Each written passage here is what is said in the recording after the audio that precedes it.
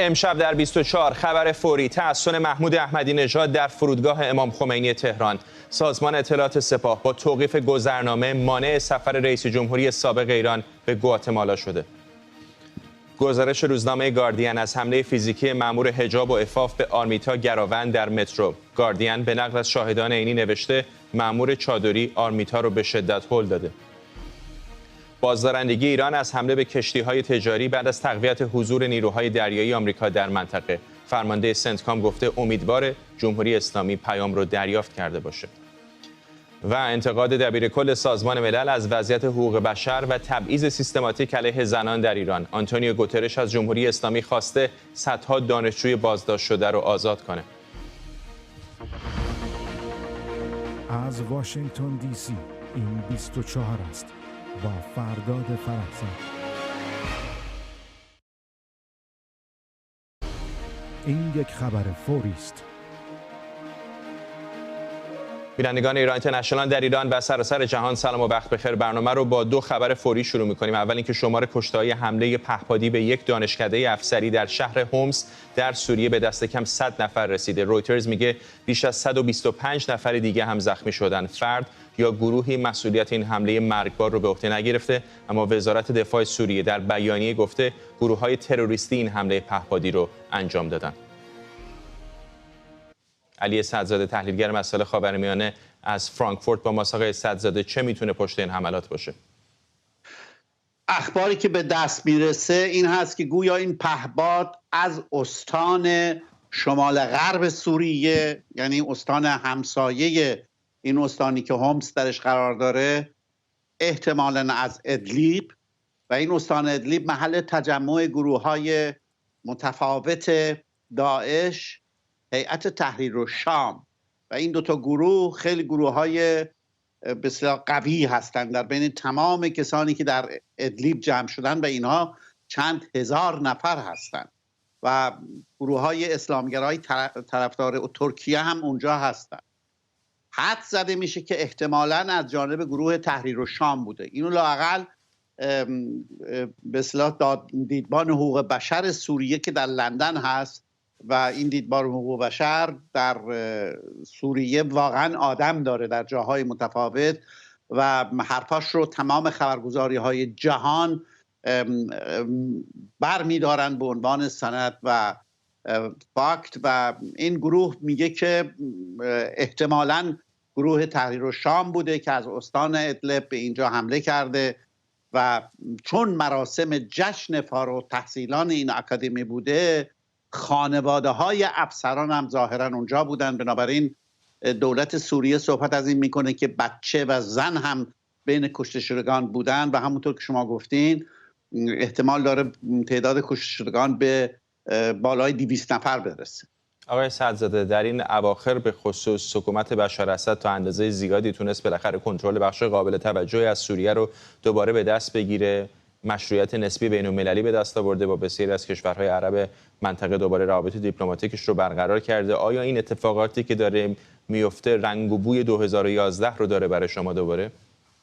نه، به هیچ وجه. برای اینکه همونطور که شما گفتین اسد به قسمت اعظم کشور تونسته مسلط باشه.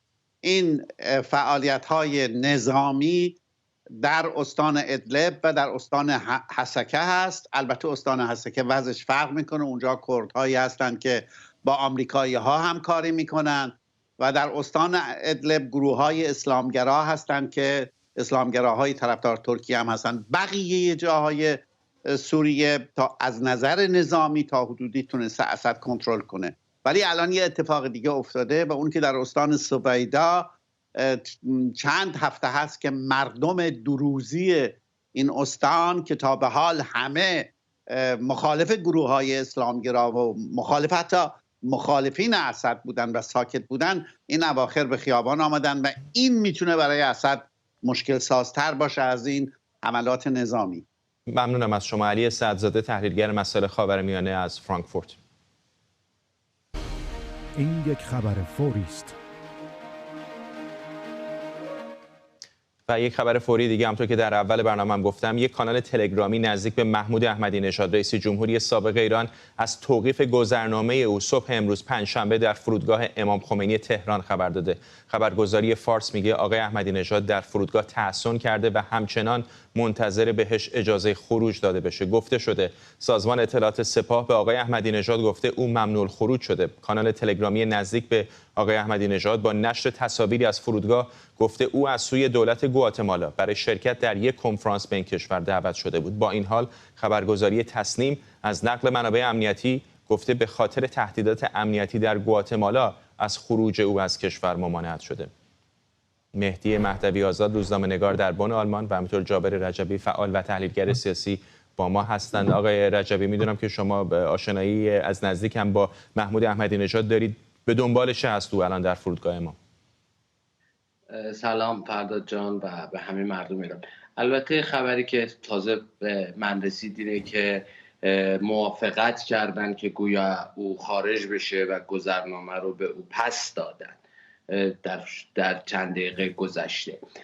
اما موضوع اینه که در این چند ساعتی که اتفاق افتاد حاکمیت دید که اگر شاید یک جای زور احمدی نژاد توی این موضوع حداقل چربید به اون دید که احمدی نژاد یک فرد شاید خیلی غیر قابل پیش بینیه، شاید تصور نمی‌کرد که احمدی نژاد مثلا اونجا تعصب بکنه یا بمونه یا اینجور اتفاق باشه و خب حتما میدونست که اگر شاید همین الانش هم اگر شاید نذاره که مثلا او خارج بشه یا اتفاقات دیگه، احتمال داره که چالش بزرگ براش درست بشه در شرایطی که الان ایران در حکومت علی خامنه‌ای، حالا شاید اشغال توسط حکومت علی خامنه‌ای، فضای ملتهبی رو داره که میبینیم مثلا یک دختر بچه رو که اتفاق سرش میذارن بیمارستان اونجوری امنیتی میکنن و اینها. حتما موضوع احمدی نژاد میتونست یک چالش بزرگی برای جمهوری اسلامی باشه. تا همینجاش هم شاهد بودیم که بالاخره رسانه‌های دنیا بسیار به این موضوع پرداختن. رابطه احمدی نژاد با حکومت رابطه بسیار پیچیده‌ایه و معادله بسیار مجهولیه که حتما در مواقعی احمدی نژاد تلاش کرده که استفاده بکنه از برگ‌هایی که داره. حتما امروز هم یکی از برگ‌های خودش رو استفاده کرد، چون زنیایی که اتفاق افتاده که تا اینجا حداقل احمدی نژاد خبر رفتنش منتشر شد. آقای مهدوی آزاد، مدتی بود که کم و بیش آقای احمدی نژاد علیرغم رفتارهای قبلیش در سکوت بود. به نظرتون آیا یک فصل جدیدی از او داره ظاهر میشه، دنبال پروژه سیاسیه؟ اول بگم که حدود نیم ساعت 22 دقیقه تهران، حدود نیم ساعت پیش گذرنامه احمدی نژاد دادن، گفتن ظاهرا شما سفر هم میتونید برید. در این حال میگم که تیم آقای احمدی نژاد به نظر من 3 تا جواب در 3 موضوع بدهکار هستن. موضوع اول که اساسا آقای احمدی نژاد قرار هست در کدوم سمپوزیوم شرکت بکنه، این رو اعلام کردن.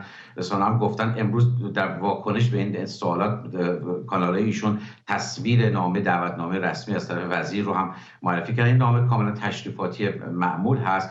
منتها شما کنفرانس جدی پیدا نمی‌کنید، یه ورکشاپ پیدا می‌کنید در آنتیگوا که طبیعتا اینجا نمیخواد بره. یه چیز دیگه هستش در خود گواتمالا سیتی که به نظر میاد بیشتر جعلی از پی دی اف هست. این توضیح اول باید بدن. من نمیگم جای هست یا نیست، باید ببینیم کجا دقیقاً میخواد بره.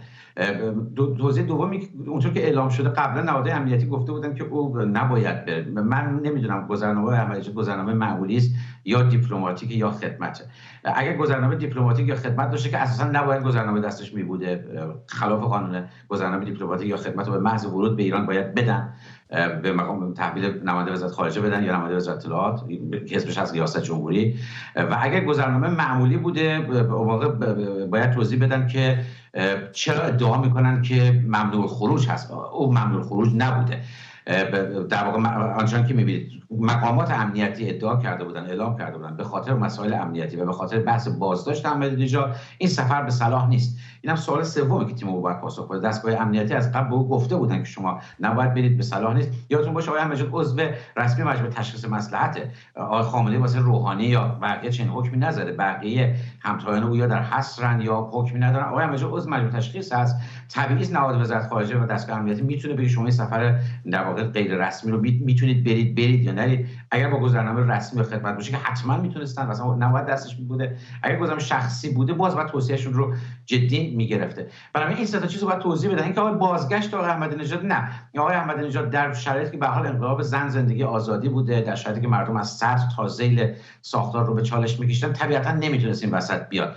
یادتون نره آقای احمدی نژاد اومد با آقای طائب حمله کرد به سپاه، این ور اون ور زد، 4 تا انتقاد هم از آقای خامنه‌ای کرد، ولی آقای احمدی نژاد اپوزیسیون نیست، خودش هم میدونه، مردم هم میدونن. در تهران نیست آقای مهدوی آزاد، ولی اگه پاش به گواتمالا یا هر کشور دیگری برسه و بنا نداشته باشه برگرده به تهران، چقدر میتونه نگرانی ایجاد کنه برای جمهوری اسلامی؟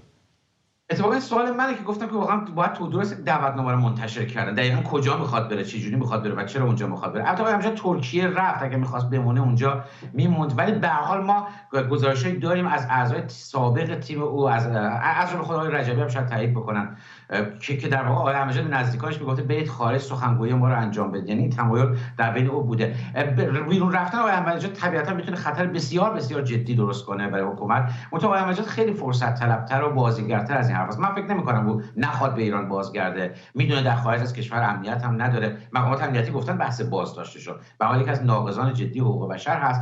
محل او همون ایرانه، به ایران باز خواهد گشت. منتها شکل بازی که داره میکنه و اینکه داره خودش رو در واقع ممنوع الخروج معرفی میکنه، انگار که مثلا فعال سیاسی مخالف بوده یا روزنامه‌نگاره یا این هزاران فعالی که علیه زندان رفتن، این مثلا بی‌انصافی است که داره این کارو انجام میده. آقای مهدوی آزاد، همونطور که شما گفتید، اینو برای بیننده هایی که همین الان به ما پیوستن هم میخوام دوباره تکرار بکنم. کانال تلگرامی دولت بهار نزدیک به محمود احمدی نژاد حدود نیم ساعت پیش، ساعت 10:30 به وقت تهران، گفتن که مانع سفر احمدی نژاد به آمریکای مرکزی برطرف شد و ظاهرا آقای محمود احمدی نژاد که در تحصن بوده در فرودگاه امام به زودی عازم گواتمالا خواهد شد، به گمانم احتمالاً از فرودگاه بین‌المللی استانبول. جابر رجبی فعال و تحلیلگر سیاسی همچنان با ما هست. آقای رجبی، به هر حال احمدی نژاد در یک دوره بسیار نزدیک بوده به رهبر جمهوری اسلامی و ساختارهای قدرت در ایران. جعبه اسراری هست به گمانم که میتونه نگران کننده باشه برای بسیاری از مسئولان درجه بالای جمهوری اسلامی، حضور او در یک فضای آزاد و احتمالاً افشاگری هایی که میتونه بکنه. ببین آقای فرداد و آقای مهدوی آزاد، یه نکته رو ما باید جدا کنیم از هم. نظر مردم ایران نسبت به احمدی نژاد خیلی مختلفه، یعنی خیلی ها از اون ناراحتن و خیلی ها از اون عصبانی هن و شاید اشتباهات داشته، خیلی هم دوستش دارن. یعنی بالاخره شاید تنها مسئول فعلی و قبلی جمهوری اسلامی که میتونه اونجا بره و تو فرودگاه باشه. اما خب فارغ از خوبی ها و بدی های احمدی نژاد، موضوعی که اینجا مهمه رابطه احمدی نژاد با حاکمیت جمهوری اسلامیه. بله، همونجوری که آقای مهدوی آزاد گفتن، احمدی نژاد بالاخره الان جزء مجمع تشخیصه، اما همین نکته هم بوده. احمدی نژاد بالاخره در دوره صحبتایی رو کرده که خیلی‌ها که بیرونم بودن این صحبت‌ها رو مطرح نکردن. اما اینی که امروز حاکمیت به احمدی نژاد رو چرا خطر میدونه با اینکه مثلا کسان دیگه نبودن؟ موضوع ریزشه. جمهوری اسلامی خیلی در مورد خطرات نسبت به خودش خیلی واقع‌گراست. یعنی میدونه، یعنی جمهوری اسلامی میدونه که اون هسته اصلی قدرت اگر قرار باشه روزی انتخاب بکنه و کسی بتونه با اونها مذاکره بکنه، حتما اونها به احمدی نژاد گرایش بیشتری خواهند داشت تا مثلا افراد دیگه. یک نکته اینه. نکته دوم اینه که بالاخره 8 سال رئیس جمهور مملکت بوده که 4 سالش به قول شما نور چشمی علی خامنه‌ای بوده و خیلی روابط حسنه‌ای داشته.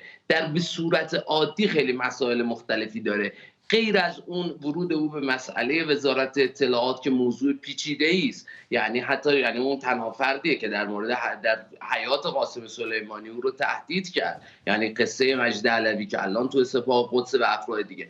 حالا احمدی نژاد اگر مثلا در یک فضای آزاد، البته اینی که گفتن ترکیه قبلتر به سوئیس به داووس دعوت شد نذاشتن بره، به هند دعوت شد نذاشتن بره، چون جمهوری اسلامی اساساً احمدی نژاد رو خطر میداند. وجودش در مجمع تشخیص هم برای کنترل او بوده و اگر این نبود، خب وقتی که تحریم شدن جمهوری اسلامی قاعدتاً بیانیه‌هایی میده، مثلا بیانیه میده و محکوم میکنه، اما بیانیه دفتر احمدی نژاد در مورد اون تحریم بود که میگفت گویی که این تحریم توافق ایران و آمریکا بوده. حالا احمدی نژاد چه میخواهد؟ آیا اون میتونه اپوزیسیون باشه؟ آیا مردم ایران به او اقبال دارن؟ آیا اون میخواد قدرت برگرده؟ این موضوع دیگه است. موضوع رابطه او با حکومت است. آیا احمدی نژاد میتواند چالشی برای حکومت ایجاد بکنه جدای از اطلاعاتی که از دست داره؟ شاید مثلا هیچ کسی اندازه محمود احمدی نژاد از فعالیات مجتبی خامنه‌ای با خبر نباشه. شاید هیچ کسی اندازه محمود احمدی نژاد نداند که مثلا فلان گروه وابسته به مجتبی خامنه‌ای که یک گروه خیلی بزرگی یک موقعی ایرانیان خارج از کشور که احمدی نژاد تشکیل داده بود، مجتبی خامنه‌ای بهش گفته بود که این گروه افراد منن و به اونها کمک کن. و افراد این گونه شاید هیچ کسی اندازه اون نداند. آیا اون دانستنش یک نکته است که میتونه واقعا، چون بالاخره خیلی سال هم نگذشته، شبکه‌های زنده جمهوری اسلامی رو با چالش روبرو بکنه و اون میتونه با دنیا مذاکره بکنه؟ یک نکته اینه. نکته دوم اینه که اون هسته اصلی قدرت که اون یعنی طرفداران حاکمیت جمهوری اسلامی که جمهوری اسلامی عموما تهدید میکنه، یعنی میگه که اگر ما بریم چه میشود، اونها میان و اونها شاید به احمدی نژاد کنار بیشتر بیاد. موضوع سوم نیابتی‌های جمهوری اسلامی هستن. مثلا شما تصور بکنیم در فضایی که جمهوری اسلامی بخواد تغییر ایجاد بشه درش، خب نیابتی‌ها کجا میایستند؟ اون روز شاید احمدی نژاد بتونه مثلا نیابتی‌ها رو بکنه، کاری که میرحسین هم میتونه بکنه. یعنی تمام نیروهایی که از جمهوری اسلامی بریدن در حدی در سطح احمدی نژاد حتما میتونن چالش به وجود بیارن. در مورد خود شخص احمدی نژاد هم خب اون روز بالاخره باید او پاسخ بده از فعالیتایی که قبلا کرده و مردم حتما انتخاب خواهند. آقای مهدوی آزاد، همونطور که آقای رجبی گفتن بالاخره چهره جنجالی هست، ولی طبیعتا تعدادی طرفدار هم محمود احمدی نژاد داره. چقدر به نظرتون میتونه باعث نگرانی مقامات جمهوری اسلامی باشه، با توجه بر اینکه برخلاف بیشتر رؤسای جمهوری گذشته جمهوری اسلامی، حالا به استثنای آقای روحانی، نه در بنده نه در خارج از ایران، نه کشته شده نه جانش رو از دست داده، به هر حال یک مخزن اسرار هست به گمانم.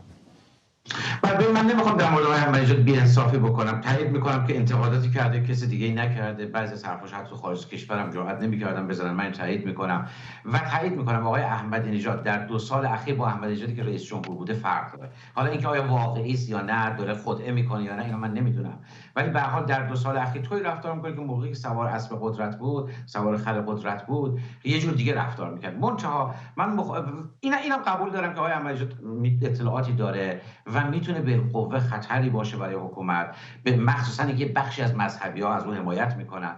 منتها اینی که از نگاه حکومت او یک خطر هست رو من قبول ندارم. من موافق نیستم با آقای رجبی. از نگاه ما شاید خطر، از نگاه حکومت ببین تعارف که نداره حکومت. اگر آقای احمدی نژاد رو خطر میدونست که الان در مجمع تشخیص نبود، پس چرا روحانی نیست؟ میدونم شما راجع به همینا میتونید یه دلیل شبه دلیلی پیدا کنید، منتها اگر واقعا خطر میدونست که نمیذاره خارج از کشور بره، که مگه تعارف داره؟ مگه کسای دیگه که خطر میدونن تو الان کجا؟ خب قبلش نذاشتن دیگه. آقای مهدوی آزاد همین الان اشاره شد به داووس، اشاره شد به هند، اشاره شد ترکیه. خب بالاخره یکم نفوذ جمهوری اسلامی شاید اونجا بیشتر باشه. بودش که سیاست خارجی کشورهای دیگه، تو سیاست خارجی دولت وقت ممکن بود به چالش بگیره. اگه با ترکیه می‌خواست بره مشکلی نداشت. داووس دولت وقت و سیاست دولت وقت رو تحت تاثیر قرار میداد. ببینید آقای احمدی نژادی که الان مخالفه، یعنی تا چند ماه پیش یادتون نره همین آقای احمدی نژاد البته الان تمام اغلب شاکله جبهه پایداری به عنوان فاشیست‌ترین، خطرناکترین، تندروترین نیروی سیاسی حامی خامنه‌ای، اینا همش مدیرای احمدی نژاد، آدمای احمدی نژاد. یادتون نره تیم ابراهیم رئیسی بخش اعظمش دست‌فرورده‌های احمدی نژاد و ارادتمندان و مریدان آقای احمدی نژادن. هنوز در این کشور تندروترین چهره، فاشیست‌ترین چهره مثل آقای الهام، مثل احمد جنتی، اینا حامیان آقای احمدی نژاد هستن. من میگم آقای احمدی نژاد، حکومت آقای احمدی نژاد رو خطر نمیدونه، حکومت آقای احمدی نژاد رو دیوانه میدونه. واسه همین اینجا موافقم با رجبی که سعی میکنه کنترلش بکنه، ولی این با خطر فرق داره. منظورم این است که هر جرمی که آقای احمدی نژاد بخواد واسه آقای خامنه‌ای بتراشه، بخشش خودش توش دخیل بوده. بنابراین با اینکه قبول میکنم آقای احمدی نژاد در 2 سال اخیر قبل از انقلاب مهسا عوض شد، نزدیک شد به موضع مردم، انتقادات جالبی کرد، انتقاد جدی کرد و بخش از انتقادش هم باور میکنم، یکی دوشم تقریبا رسوایی کرد، اون رو هم باور میکنم. اما در مجموع آقای احمدی نژاد با حامیانی که داره، با رویکردی که داره، با گذشته‌ای که داره و با ذهنیتی که داره، احمدی نژادی نیست که بتونه شمشیر بکشه به صورت واقعی علیه حکومت، البته فرصت طلبتر از اون حرفاست، میتونه با تغییرات جهت‌های مذهبی نگرانی درست کنه. واسه همین میگم حکومت رو کلمه دیوانه بی‌ادبی نبود، غیر قابل کنترل، مهار ناشدنی میدونه. فرصت خیلی کمی داریم، خیلی کوتاه از آقای رجایی فقط اینو میخوام بپرسم. صابرین نیوز دقایق پیش خبری اختصاصی منتشر کرده و در بخش از اون گفته که بعد از تعهد احمدی نژاد مبنی بر قبول مسئولیت در خصوص ملاحظات سیاسی و امنیتی و پیامدهای احتمالی این سفر برای ایشان، نهادهای ذی‌ربط با انجام آن موافقت کردند. چه میدونیم در این رابطه آقای رجبی؟ آیا تعهدی داده یا میدونید که جزئیات این توافق احتمالی چه بوده؟ چیزی که حداقل منابع آگاه گفته بودن اینه که در ساعتی پیش سرانی اطلاعات سپاه میرن و میگن که موضوع اصلی ما اینه که تو بر نخواهی گشت، بعد گواتمالا به جای دیگه خواهی رفت و گویا احمدی نژاد هم میگوید که مثلا خانواده من اینجاست و زندگی من اینجاست و اینجا باز خواهم گشت. نکته‌ای که آقای فرداد بخوام اشاره بکنم توی صحبت مهمه باید اینجا گفته بشه، موضوع شخص احمدی نژاد اصلا نیست، موضوع جمع اتفاقاتیه که میتواند برای جمهوری اسلامی خطر باشه. یعنی وقتی که یک دختر رو اونها میکشن و بعد اتفاق میفته، جرقه هاست که میتونه جمهوری اسلامی رو به خطر بندازه. همین الان هم اگر جمهوری اسلامی شاید کوتاه اومده، با اینکه میگویند در انتها گفته بودن ما میدانیم که تو به این زودی باز نمیگردی، تا اخباری که حداقل من داشتم گویا آخرین جمله اونها این بوده که تو به این زودی باز نمیگشتی، برای اینکه چالش به وجود نیاد، چون این حکومت اینقدر الان شاکلش سسته که مجبور اینها اتفاق بشه. نکته مسئله اینه که در شرایط فعلی آقای مهدوی آزاد، بله هر کسی که در کمک کرده به جمهوری اسلامی باید پاسخ بده، اما هر کسی هم که میتواند کمک بکنه که از اینجا گذار بشه و فردا روزی بر کارهای خودش پاسخ بده، باز هم باید پاسخ بده. ما باید واقع گرا باشیم. اسفندیار رحیم مشهدی در دوره ریاست جمهوری احمدی نژاد گفت ما مردم اسرائیل مشکلی نداریم و اون اتفاقا افتاد. خب این اگر این گفتمان الان من یه جمله می‌ترسم وقت تموم بشه. خیلی کوتاه بفرمایید. خیلی کوتاه. چون میترسم وقت تموم شه. من نگفتم هر کسی که گذشته بوده باید پاسخ بده. این موضوع خیلی شاید لحن بخش از مخالفین هست. من همچین حرفی نزدم. من دارم میگم این آقای احمدی نژاد اون کاری که شما میگید نمیکنه، اصلا بحث گذشتهش رو ندارم. این کاراکتری نیست که بتونه نقش یک اپوزیسیون تمام عیار علیه حکومت رو بازی کنه، هر چقدر هم که پاپولیست باشه. حداقل الان باشه. 30 ثانیه من آقای فرداد. 30 ثانیه فقط بفرمایید.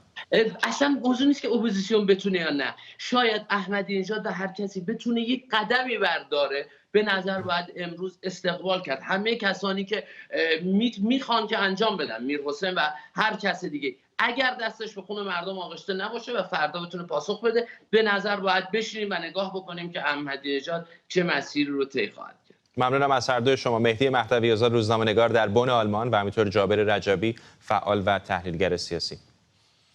این را هم اشاره بکنم که در برنامه بعدی 24 همین امشب مفصل‌تر به این موضوع و سرنوشت سیاستمداران مغصوب در جمهوری اسلامی می‌پردازیم. روزنامه گاردین در گفتگو با 2 شاهد عینی جزئیاتی درباره مشاجره و حمله فیزیکی یک مأمور حجاب به آرمیتا گراوند منتشر کرده. گاردین به نقل از این شاهدان نوشته که این مأمور بعد از ورود آرمیتا به واگن مترو به دلیل نداشتن حجاب اجباری با او شروع به مشاجره کرده و سرش فریاد کشیده. این شاهدان عینی به گاردین گفتند که بحث بین مأمور حجاب و آرمیتا به خشونت کشیده شده و بعد از اون زن مأمور حجاب دست به حمله فیزیکی و خشونت زده و آرمیتا را محکم هل داده. بنابراین گزارش حتی زمانی که آرمیتا به زمین افتاده همچنان هوشیار بوده و زنی که او رو هل داده بود تا پشت در آمبولانس او رو همراهی کرده. خبرگزاری صدا و سیما، ایرنا و خبرگزاری فارس وابسته به سپاه در یک اقدام همزمان ویدیوهایی از حضور آرمیتا در مترو منتشر کردند. ویدیوهایی که واکنش شماری از کاربران شبکه‌های اجتماعی رو برانگیخته. اونها به سانسور دست کم 5 دقیقه و 58 ثانیه از تصاویر منتشر شده به اتکای ساعت‌های مندرج در بخش فوقانی صفحه اشاره می‌کنند.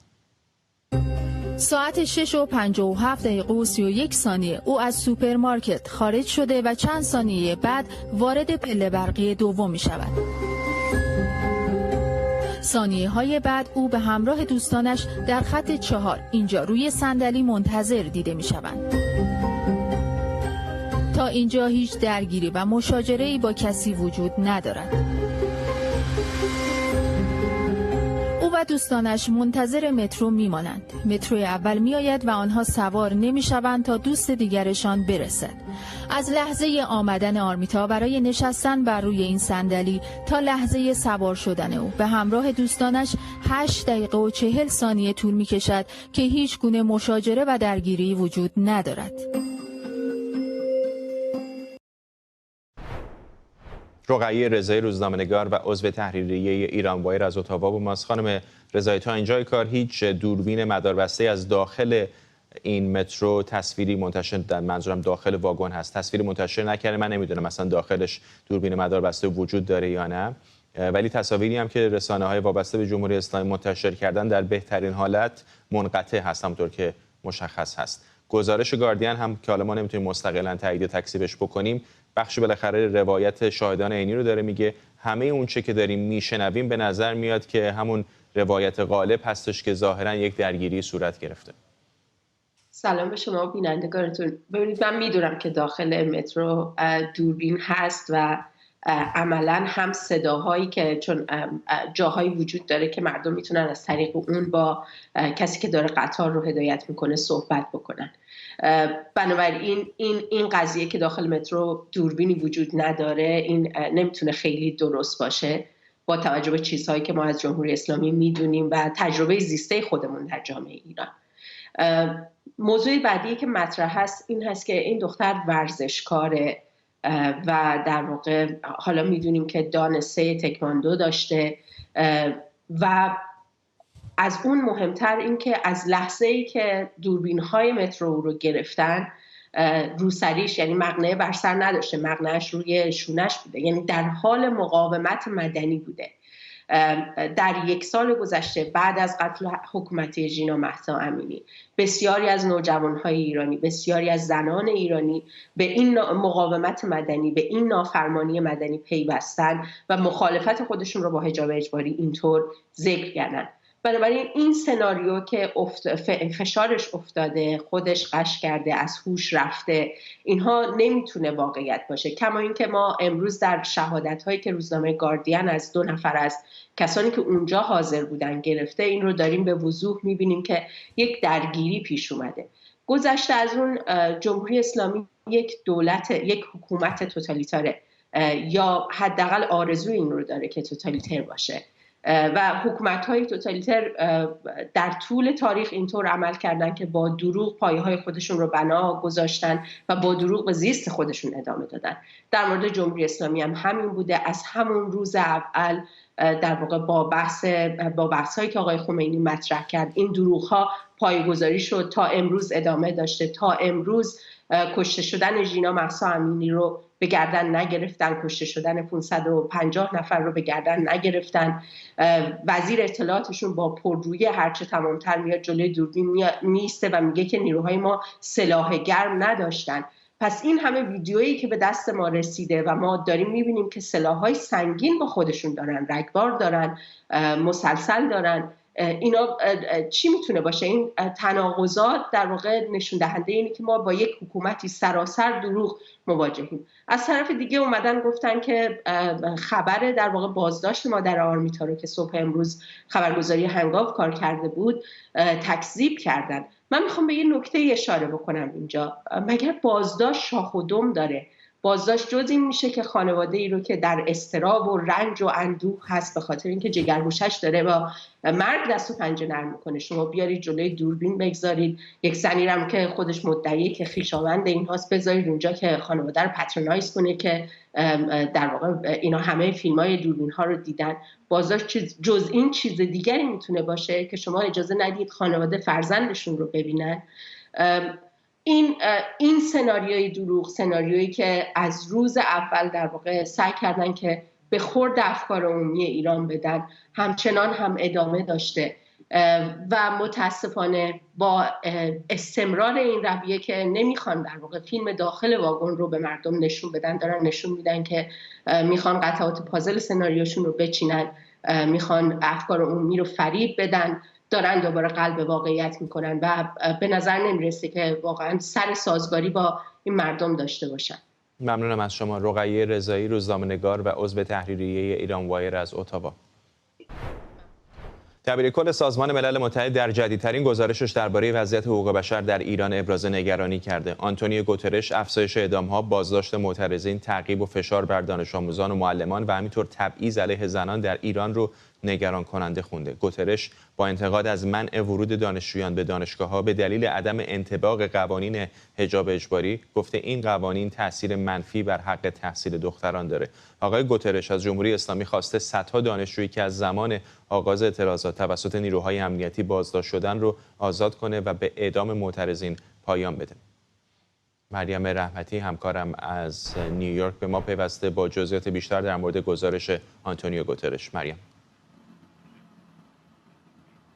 فرض گزارشی که دبیرکل ساعتی قبل منتشر کرده گزارش مهم و مفصلی هست درباره موارد مختلف و گسترده نقض حقوق بشر توسط جمهوری اسلامی در ایران و این گزارش از ماه سپتامبر سال 2022 رو در بر میگیره تا اوایل ماه سال جاری میلادی رو. در اوایل این گزارش در ابتدا در واقع درباره اعدام‌ها در ایران ابراز نگرانی کرده دبیرکل و گفته شده که در اوایل سال 2023 در 6 ماه اول 419 نفر در ایران اعدام شدند و دبیرکل در این مورد ابراز نگرانی کرده و همچنین در این گزارش اومده که 7 نفر از کسانی که اعدام شدند به دلیل شرکت در اعتراضات سراسری و خیزش مهسا اعدام شدند و 7 نفر دیگر در معرض خطر اعدام هستند طبق این گزارش. که البته ما میدونیم که ارقام میتونه بیشتر از این چیزی باشه که در این گزارش عنوان شده. نگرانی دیگری که در این گزارش عنوان شده در مورد بازداشت‌های خودسرانه و وضعیت زندان‌ها در ایران هستش. در این گزارش عنوان شده که خیلی تعداد بازداشتی‌ها در ایران زیاد هست، کسانی که قبلا هم دولت حتی گفته بوده که عفو شدند یا هم آزاد شدند دوباره توسط نیروهای امنیتی بازداشت میشن و احکام شدیدتری براشون صادر میشه. در این گزارش ارقام ارائه شده توسط جمهوری اسلامی رو سازمان ملل زیر سوال میبره و میگه که جمهوری اسلامی گفته 22,000 نفر مورد عفو قرار گرفتن. اگر 22 نفر مورد عفو قرار گرفته باشن پس تعداد بازداشتی ها بیشتر از اون چیزی هست که تا حالا گزارش شده، بیشتر از چیزی که سازمان ملل خودش تا حالا ارقامی که در دست داشته بوده و ارقامی که خود جمهوری اسلامی تا حالا اعلام کرده و این نگرانی رو دوباره دبیرکل روش تمرکز میکنه و میگه که جمهوری اسلامی باید هرچه زودتر این بازداشت‌های خودسرانه رو ادامه خاتمه بده. در مورد آزادی بیان و همچنین آزادی رسانه و دستگیری خبرنگاران اشاره شده و گفته شده که در 6 ماه اول سال 2023 17 خبرنگار در ایران توسط نیروهای امنیتی بازداشت شدند و در حال حاضر در زندان‌های جمهوری اسلامی به سر میبرند و اشاره شده به نام الهه محمدی و نیلوفر حامدی، کسانی که از قتل حکومتی مهسا امینی گزارش دادن و در حال حاضر در زندان هستند و دوباره تاکید میکنه دبیرکل بر روی آزادی بیان و آزادی رسانه و آزادی خبرنگاران در ایران. وضعیت اقتصادی یک قسمت دیگری هست که خیلی توجه رو جلب میکنه. میگه فقر در ایران در حال افزایش و این فقر و تورم و افزایش قیمت ها به خاطر سوء مدیریت دولت هستش. خشکی و عدم آب آشامیدنی در ایران به خاطر سوء مدیریت هستش و این مسئله رو هم روش تاکید میکنه دبیرکل و خواستار توجه جمهوری اسلامی میشه.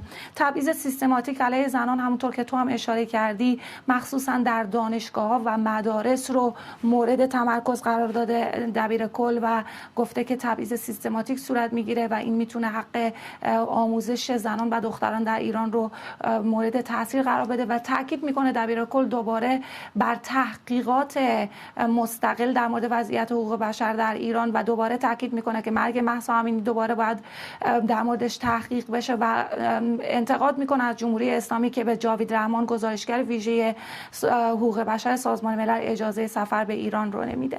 ممنونم از تو مریم رحمتی، همکارم از نیویورک. جمهوری‌خواهان در مجلس سنا ساعتی پیش طرحی رو برای دائمی کردن تحریم‌ها علیه جمهوری اسلامی معرفی کردند. سناتور جونی ارنست گفته تا زمانی که دولت بایدن مطمئن نشه که جمهوری اسلامی قصد ترور رهبران قبلی و فعلی آمریکا رو نداره، تحریم‌ها علیه جمهوری اسلامی باید پابرجا بمونه. این طرح از وزارت خارجه میخواد گزارش سالانه‌ای در مورد تلاش‌های جمهوری اسلامی برای کشتن مخالفانش به ویژه ایرانیان مقیم آمریکا ارائه بده. آرش علایی از کنگره آمریکا با ماست با جزئیات بیشتر درباره این طرح سناتور جونی ارنست. آرش چه می‌دونیم؟ خب خانم جونی ارنست میشناسیم، چندین بار با تلویزیون ایران اینترنشنال گفتگو کرده است. از سناتورهایی است که بسیار سرسختانه مخالف رژیم جمهوری اسلامی است. خودش در کمیته روابط خارجی سنا عضویت داره، در کمیته نیروهای مسلح سنا عضویت داره، عضو هیئت مرکزی جمهوری خواهان هست. بنابراین وقتی حرف میزنه جمهوری خواهان دیگه به دقت گوش میکنن بهش. و این لایحه که روز پنجشنبه معرفی شده است امضای 13 سناتور جمهوری خواه دیگر رو هم زیر خود دارد. مدت هاست راجع به این صحبت میکنن جمهوری خواهان که میخواهن تحریم ها علیه جمهوری اسلامی رو تبدیل به قانون بکنن برای اینکه دست کاخ سفید رو ببندن که نتونه با معافیت بعضی از این تحریم ها رو حالا یا نادیده بگیره یا کلا اجرا نکنه. چه در دولت بایدن تا حالا چه در دولت ترامپ بارها شده است که وزارت خارجه آمریکا برای بخش‌هایی از تحریم‌های علیه جمهوری اسلامی معافیت در نظر گرفته است. این طرح می‌خواد این معافیت‌ها رو ببندد، در واقع دست کاخ سفید رو ببندد، دیگه اجازه نداشته باشه کاخ سفید با یک امضا تحریم‌ها رو کم لم یکن بکنه.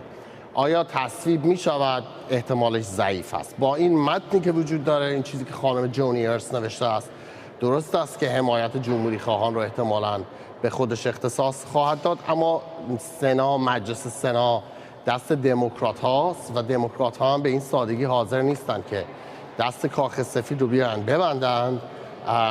چه این کاخ سفید که دست جو بایدن هست، چه کاخ سفیدی که بعدا ممکنه دست جمهوری خواهان باشه. به هر جهت تصمیم گیرنده و اجرا کننده تحریم علیه ایران کاخ سفید هست و دستش هم باز بوده و هست، دلش هم میخواد اینجوری دستش باز بماند. بنابراین با این زبانی که خانم جونی ارنست گذاشته است در این لایحه خیلی تند هست، تند و تیز هست. از وزارت خارجه میخواد هر ساله یک گزارشی بیاید بدهد به کنگره در مورد تلاش‌های جمهوری اسلامی برای کشتن مقامات کنونی و قبلی آمریکایی و تلاش جمهوری اسلامی برای کشتن مخالفان، به خصوص این چیزی که خانم جونی ارنست گفته است، ایرانی‌های مقیم آمریکای مخالف رژیم، تلاش‌هایی که جمهوری اسلامی می‌کند برای اینکه بخواد اونها رو بدزدد یا بخواد اونها رو بکشد در خاک آمریکا. از وزارت خارجه می‌خواد تا 5 سال این گزارش رو هر ساله بفرستد به کنگره و هر 5 سال تایید کند که جمهوری اسلامی تلاش‌ها رو متوقف کرده است تا بعد کنگره اجازه بدهد که کاخ سفید بخواد این معافیت‌ها رو داشته باشد که حالا آیا تحریم‌ها لغو شود یا خیر. بعید است دموکرات‌ها به این جواب مثبت بدهند. حتی در کمیته روابط خارجی یا کمیته نیروهای مسلح هم که خانم ارنست اینو مطرح کرده، اکثریت دست دموکرات هاست. تا یکی دو تا نماینده دموکرات حاضر نشن زیر اون رو امضا نکنن، رنگ صحنه علنی سنا رو نخواهد دید. اما تلاش های جمهوری خواهان فرداد در طول چند روز و چند هفته گذشته برای فشار آوردن به دولت بایدن برای اینکه بخواهد هدایت سیاست خارجی در مورد جمهوری اسلامی رو تغییر بدهد زیادتر شده است.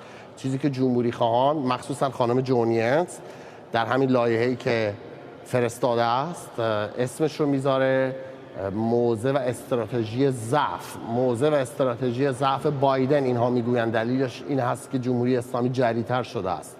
باید با جمهوری اسلامی برخورد کرد، با تحریم ها رو مو به مو اجرا کرد. کاخ سفید خیلی به نظر میاد در این مورد با سناتورها موافق نیست. با اینکه این طرح و قانون ها وجود دارد، انتقادات زیادی به کاخ سفید مطرح می شود در مورد اجرای این تحریم ها. ممنونم از آرش علایی، خبرنگار ما در کنگره آمریکا. فرمانده ستاد مرکزی نیروی هوایی آمریکا گفته انتقال کشتی‌ها و هواپیماهای بیشتر آمریکایی به خاورمیانه مانع از حملات ایران به کشتی‌های تجاری در خلیج فارس شده. الکسوس گرینکوویچ فرمانده ستاد مرکزی با تاکید بر نظارت آمریکا بر عملیات در خاورمیانه گفته این افزایش نیرو اثری بازدارنده بر اقدامات ایران علیه کشتی ایرانی در منطقه داشته. آقای گرینکوویچ گفته امیدوار تهران این پیام رو دریافت کنه و در دراز مدت هم از این اقدام‌ها خودداری کنه. بعد از مورد حمله قرار دادن نزدیک به 20 کشتی تجاری توسط ایران در تنگه هرمز، آمریکا از 3 ماه پیش حضور نیروهاش در منطقه رو افزایش داده. فرزین ندیمی تحلیلگر امور دفاعی امنیتی در مؤسسه واشنگتن همینجا در استودیو با ماست. چقدر به نظرتون این ارزیابی درست هستش که این حضور نیروهای آمریکایی در منطقه فقط هم خلیج فارس نبود دیگه، مدتی هم در دریای سرخ بودن، کمک کرده به کاهش تنش‌هایی که از سمت ایران ایجاد میشه؟ بله خب البته این تحلیل و ارزیابی ژنرال گرینکوویچ هستش. ببینید ایالات متحده آمریکا 11 فرماندهی نظامی منطقه‌ای در سرتاسر جهان داره که وظیفه‌اش فرماندهی و کنترل نیروهای نظامی آمریکا در اون مناطق در دوران جنگ یا صلح هستش و فرماندهی مرکزی آمریکا هم یکی از اونها هست. این فرماندهی مرکزی که شامل منطقه خاورمیانه و آسیای میانی میشه شامل 2 فرماندهی زیر مجموعه هست، فرماندهی دریایی و فرماندهی هوایی افسند که به نیروی هوایی نهم هم مشهور هست و این جنرال گرینکوویچ فرماندهی بخش هوایی سنتکام رو بر عهده دارن، بسیار با تجربه هستن، خلبان 2300 ساعت بیش از 2300 ساعت سابقه پرواز با جنگنده F-16 F-22 داره و قبلا هم معاون عملیات سنتکام بوده. حالا ایشون در این صحبتایی که دیروز کردن و همینطور یک مصاحبه‌ای که هفته پیش داشتن این نکته رو مطرح کردن که جمهوری اسلامی فعالیت‌های خودش رو یه مقداری کاهش داده در منطقه و اینطور ارزیابی کردن که این اعزام نیروهای نظامی آمریکا در این ماه‌های اخیر از جمله ناوگروه باتان، 2 رزمناو موشک انداز و همینطور هواپیمای جنگنده F-35 و F-16 باعث شده که بازدارندگی در مقابل فعالیت‌های ایران انجام بگیره. اصولاً یک از 3 وظیفه اصلی سنتکام در منطقه شکست دادن داعش، رقابت با قدرت‌های بزرگ مثل چین و بازدارندگی فعالیت‌های ایران هستش. ایشون نظامی از طبیعی هم است به گمانم که از منظر نظامی موضوع رو نگاه بکنه، ولی خب اتفاقات سیاسی دیگری هم در منطقه و جهان داشته میافتاده دیگه. مذاکرات ایران با ایالات متحده، راپروشمان سیاسی با کشورهای منطقه مثل عربستان، نمیدونم چقدر اونها نقش بازی کردن. دقیقاً ژنرال گرینکوویچ به این نکته اشاره کرده که فکر میکنه بیشتر میتونه جنبه سیاسی داشته باشه که اینا حساب کتابایی که کردن دیدن فعلا به صلاحشون نیست که اوضاع خیلی مخدوش بکنن، ولی حضور نظامی آمریکا هم افزایش حضور نظامی آمریکا هم بی تاثیر نبوده، ولی این سوال رو هم و این احتمال رو هم مطرح کرده که چون این افزایش حضور نظامی موقتی هستش با خارج شدن احتمالاً به زودی بخشی از این نیروها ایران ممکنه اگر تشخیص بده که به نفعش هست مجدداً اقدامات بی‌ثبات کننده رو دوباره از سر بگیره و در اون صورت آمریکا مجبور خواهد شد که دوباره این نیروها رو به منطقه برسونه و افزایش بده. یعنی در حقیقت میشه گفت یه جورایی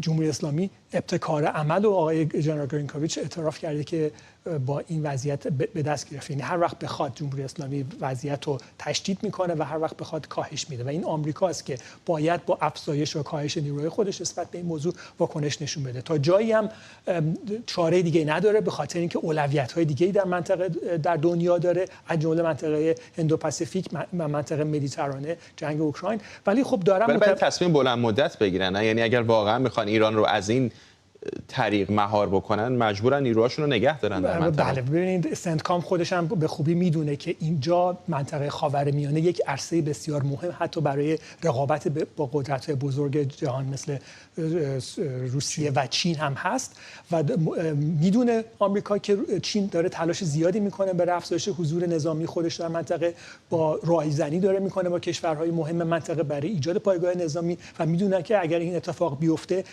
دسترسی آمریکا آمریکا به منطقه و همینطور اجازه پرواز، آزادی پروازهای آمریکا در منطقه و دسترسی به پایگاه منطقه محدود ممکنه بشه و از این بابت نگران هست. این در حقیقت آمریکا داره از یه طرف دیگه میخواد داره فشار بیاره به کشورهای منطقه که وادارشون بکنه در این بین یا آمریکا رو انتخاب بکنن یا چین رو انتخاب بکنن، چون هر دو تا اینا در این به نظر میاد بعضی از کشورهای منطقه همین سوال رو از آمریکا دارن که یا ما رو انتخاب بکنی یا چین رو، نه با تجربه‌ای که در منطقه دارن. ولی خب آمریکا داره میگه که ببینید مقایسه بکنید ما متحد بهتری هستیم یا چینی که هیچ وقت در مقابل اون چیزایی که از شما میگیره هیچ چیزی بهتون نداده. ما هستیم که همیشه در کنارتون بودیم، براتون سالی بیش از 20 مانور نظامی داشتیم. با چین شما کی مانور نظامی داشتین؟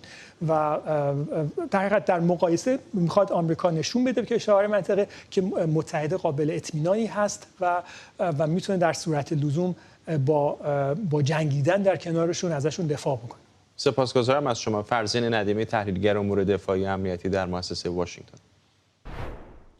ساعتی پیش جو بایدن رئیس جمهوری آمریکا دستور ساخت بخشی از دیوار مرزی در جنوب تگزاس رو برای جلوگیری از افزایش مهاجرت‌های غیرقانونی صادر کرد.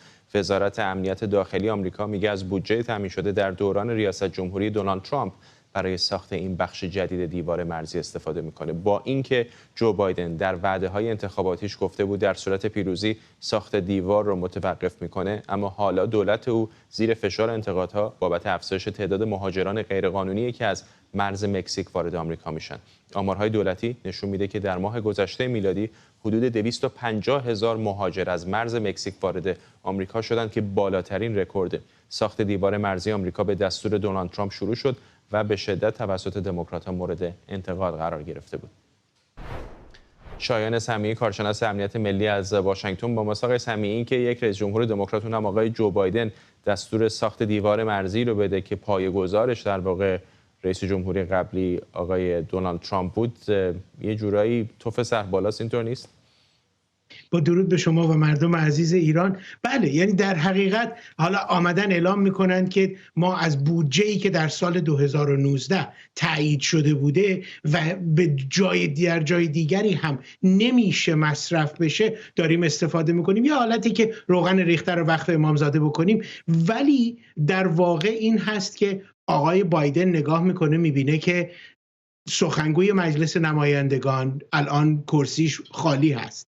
2 نفری که قرار برای اون مسئله رقابت بکنن، اولین چیزی که اعلام کردن این هست که ما باید مهاجرت غیرقانونی رو بتونیم جلوش رو بگیریم. آقای بایدن میخواد با این کار حداقل یک قدم جلوتر از اونها باشه که زمانی که اونها آمدن، حالا هر کسی انتخاب بشه، بیاد و به ایشون بگه که شما این کار رو باید انجام بدید، بگه خب ما که اقدام کردیم در این زمینه، پس نیازی به گفتن شما نیست. چرا؟ چون آقای بایدن میخواد از این موقعیت الان استفاده بکنه که فشار رو بر هر کسی که سخنگوی مجلس میشه بگذاره بابت کمک بیشتر به اوکراین. ولی میدونه که اگر مسئله مرز و ورود غیرقانونی رو، چون در حقیقت در روز حدود فقط 10,000 نفر آدم دارن به صورت غیرقانونی وارد امریکا میشن و این برای امریکا هر دولتی هم باشه مشکل آفرین خواهد بود. ممنونم از شما. شایان سمیعی، کارشناس امنیت ملی از واشنگتن. یون فوسه، نویسنده نروژی برنده جایزه نوبل ادبیات سال 2023 شد. آکادمی سوئد اعلام کرده که این جایزه به خاطر نمایشنامه‌ها و نثر نوآورانه که به بیان ناگفته‌ها می‌پردازه به آقای فوسه اهدا شده. یون فوسه 64 ساله، یکی از پراجراترین نمایشنامه نویسان نروژی و 4مین نویسنده این کشور که جایزه ادبیات نوبل رو دریافت میکنه. او 40 نمایشنامه و همینطور تعدادی رمان، داستان‌های کوتاه، کتاب‌های کودکان، شعر و مقاله نوشته. خود آقای فوسه به رسانه‌های نروژی گفته انتظار نداشته این جایزه رو امسال دریافت کنه.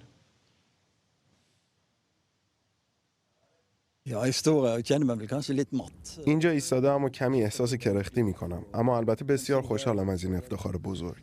فکر میکنم حدود 10 سالی است که درگیر بحث درباره جایزه نوبل بودم.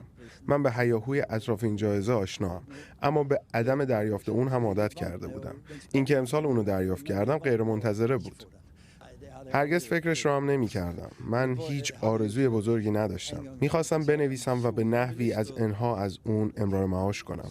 در این سالها هم با خوشحالی همه چیزهای خوبی رو که اتفاق میافتاد پذیرفتم، اما انتظار چندانی نداشتم به جز اینکه نمیخواستم تسلیم بشم و راستش امیدوار بودم ناشران کارهام رو منتشر کنن. تینوش نظمجو مترجم و ناشر میگه یونفوسه بیشتر آثار تاثیرگذارش رو در سالهای 90 میلادی نوشته و از این جهت مهمترین نمایشنامه نویس قرن 20 به شمار میره. یونفوسه میشه گفتش مهمترین نمایشنامه نویس این سالهای اخیره، ولی در واقع مهمترین نمایشنامه نویس قرن 20 نه قرن 21، چون اکثر آثارش رو و مهمترین آثارش رو که یک جورایی میشه گفت دنیای تئاتر رو و نمایشنامه نویسی و کلا ادبیات رو متحول کرد در سالهای 90 میلادی نوشت. تو همون سالهای 2000 در واقع که من خودم ایران بودم کاراش کم کم ترجمه شد. البته ترجمه کارهای یونفوسه بسیار کار سختیه، چون کار خیلی به خصوصی داره، همیشه هم خوب کاراش ترجمه نمیشه، ولی نمایشنامه نویسیه که به قول خودش یک اصل کارش روی ادبیات واقعی بود، یعنی روی صدای واقعی ادبیات که به نظر او یک صدای ناشناس هست، یک صدایی هستش که همزمان شما هم براتون آشناه وقتی که یک شاهکار ادبی رو میخونین، هم براتون ناآشناست به خاطر اینکه توی خود متن نیست، در واقع ورای متن به سمت شما میرسه. و این انتخاب جایزه نوبل ادبیات امسال هم خب بسیار جالبه، چون تا به حال اکثرا ما جایزه نوبل رو میدیدیم که اهدا میکنن به کسایی که در واقع متونی دارن با موضوعات بسیار خاص از نظر حالا اجتماعی، از نظر حالا حتی درون انسان، ولی اینجا ما کاملا سر و کار داریم با کسی که ادبیات رو به عنوان یک شیء بسیار ناملموس در واقع میبینه، به عنوان چیزی که تأثیر بسیار قوی میگذاره بدون اینکه لزوما بخواد از معنی در واقع بره. یعنی ما روی معنی اینجا کار نمی‌کنیم، ما روی حس داریم کار می‌کنیم، ما روی در واقع اصوات داریم کار می‌کنیم و روی یک چیزی که میگم وراتر از خود متنه. گفتگویی بود با تینوش نظمجو مترجم، ناشر و کارگردان درباره یونفوسه برنده جایزه نوبل ادبیات. اما به دنبال انتخاب فیلم سینمایی نگهبان شب ساخته رضا میرکریمی به عنوان نماینده ایران در جشنواره اسکار، انتقادات شماری از سینماگران به موارد گزینش توسط بنیاد فارابی در ایران شدت گرفته. افزایش این انتقادها در حالیه که بعد از مرگ مهسا امینی اغلب جشنواره‌های جهانی با تحریم سینمای حکومتی در ایران از آثار بدون سانسور فیلمسازان مستقل استقبال کردند. نیلوفر منصوری و جزئیات بیشتر. بنیاد فارابی فیلم نگهبان شب را به عنوان نماینده ایران در اسکار 2024 انتخاب کرده است. آقا رسول، شبا میتونی بمونی وایسی نگهبانی بدی؟ فیلمی از رضا میرکریمی بدون هیچ گونه حضور بین‌المللی و حتی بدون حداقل 7 روز اکران عمومی در ایران که یکی از شروط انتخاب فیلم در اسکار است. آیین‌نامه اسکار انتخاب فیلم را بر عهده سینماگران در کشورها گذاشته، اما در ایران بنیاد حکومتی فارابی به جای خانه سینما تصمیم می‌گیرد که فیلمسازان منتقد حکومت را با وجود موفقیت‌های بین‌المللی حذف کند. چند سال پیش که سر این موضوع باز بحث شد که فارابی یه نهاد دولتیه و طبق قوانین اسکار نهاد دولتی نمیتونه فیلم انتخاب کنه، گفتن که نه، فارابی فقط اتاق در اختیارشون گذاشته وگرنه اونا آدمای مستقلی هستن، که خب ما هم میدونیم اصلا چه خانه سینما، حتی چه فارابی چه هر جای دیگه، هیچ نهاد مستقلی ما در ایران نداریم. یکی بود یکی نه، یه شهری بود خوشقد و بالا، آدمایی داشت محکم و قرص، همه تو اوج شادی بودن که یهو یه غول حمله کرد به اینجا. 4 دهه سانسور، پروپاگاندای مذهبی و انحصار سرمایه اهالی سینمای ایران را به 2 دسته تقسیم کرد: خودی و غیر خودی. من مادر تمام بچه‌هایی هستم که در این سرزمین کشته شدن. این مرزبندی از 1 سال پیش و پس از آغاز خیزش مهسا پررنگ‌تر شد. حکومتی که سینماگران دگراندیش را با احکام قضایی سنگین سرکوب کرد و سینماگرانی که با ایستادن در کنار مردم از کار کردن برای سینمای ایدئولوژیک دست کشیدند. حکومتی که به دلیل نقض آشکار حقوق بشر از شرکت در جشنواره‌های سینمایی منع می‌شد و سینمای مستقل و منتقد که این بار اقتدار سینمای ارزشی را در هم شکست. میدونید میر کریمی تا حالا 4 بار فیلمش رو برای اسکار فرستادن که هیچ کدوم موفق نشده، حتی مرحله اول چیزم بگذرونه، همه رد شده. خودش یه جزئی از حاکمیت سیاسیه، یعنی اصلا چیز تفکیک ناپذیری نیست. میر کریمی فیلم‌های تحسین شده‌ای هم در کارنامه خود دارد، از جمله کودک و سرباز و یک حبه قند. من می‌خواستم بگم اما انتخاب نگهبان شب به گفته کانون فیلمسازان مستقل ایران سلب حقوق سینماگرانی است که در کنار مردم معترض ایران ایستاده‌اند. این کانون در نامه به آکادمی اسکار نوشت فارابی نهادی است وابسته به یک رژیم سرکوبگر که توسط جشنواره‌های جهانی تحریم شده. این کانون از اعضای آکادمی خواست یکی از فیلم‌های مستقل سینمای ایران را به عنوان نماینده راستین این کشور انتخاب کنند و حامی پیام صلح و آزادی باشند. نیلوفر منصوری، لس آنجلس. ممنونم از همراهیتون با این برنامه 24. برنامه رو با تصاویری زنده از مراسم یادبود سناتور داین فاینستاین در سان فرانسیسکو به پایان میبریم که همین جمعه هفته پیش در 90 سالگی درگذشت. این مراسم در بیرون ساختمان شهرداری سان فرانسیسکو، جایی که خانم فاینستاین در دهه 70 و 80 میلادی اونجا شهردار بود، برگزار میشه و بعضی از سخنرانان اون هم چهره‌های سرشناس آمریکایی هستند، از جمله پیام ویدئویی از رئیس جمهوری آمریکا و همینطور معاون او کامالا هریس.